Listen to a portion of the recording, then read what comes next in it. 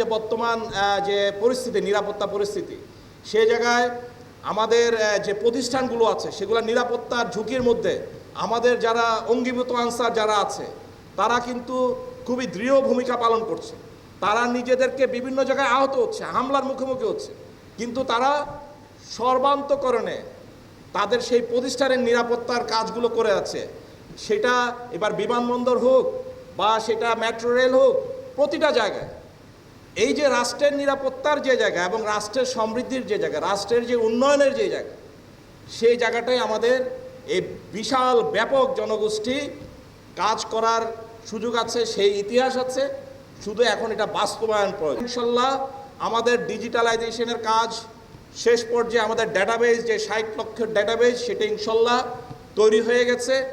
আপনারা ইতিমধ্যে জানেন আমরা পুরো দেশে 1 লক্ষর কাছাকাছি এই বছরেই আমরা গত অগাস্টের পর থেকে অলরেডি প্রশিক্ষিত করেছি মৌলিক প্রশিক্ষণের মাধ্যমে।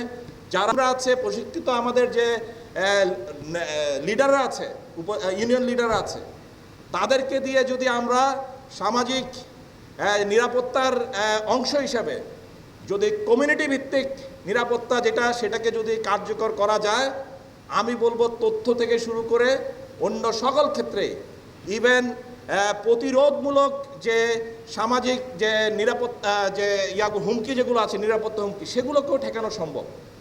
তো এই বছর আমাদের টার্গেট অ্যারাউন্ড 85,000 এই ট্রেনিং নেবে নির্বাচনের জন্য।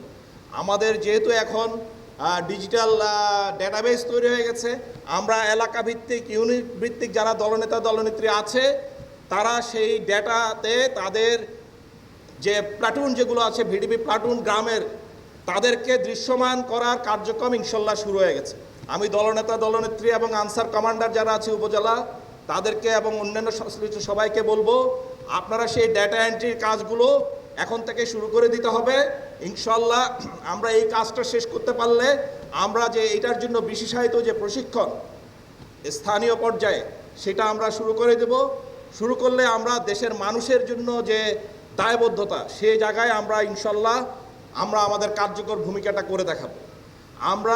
আমরা রাষ্ট্রের রাজস্ব বা অন্য যে খাত থেকে আমাদের যে সমৃদ্ধি খুঁজে বেড়ানোর চেয়ে আমাদের যে 60 লক্ষের যে শক্তি, 60 × 2 কত 120 লক্ষ, হ্যাঁ, সেই 120 লক্ষ হাতকে আমরা আত্মনির্ভরশীলতার পথে যেতে চাই। পারা যাবে যে আমরা দেশের এই ক্রান্তিকালে এই দেশের সুবৃহৎ এই বাহিনী আগামীতে মানুষের এবং এই মাটির যে আকাঙ্ক্ষা, যে স্বপ্ন, সেই স্বপ্ন আস্থার প্রতীক হিসাবে নিজেদেরকে উপস্থাপন করতে পারবে।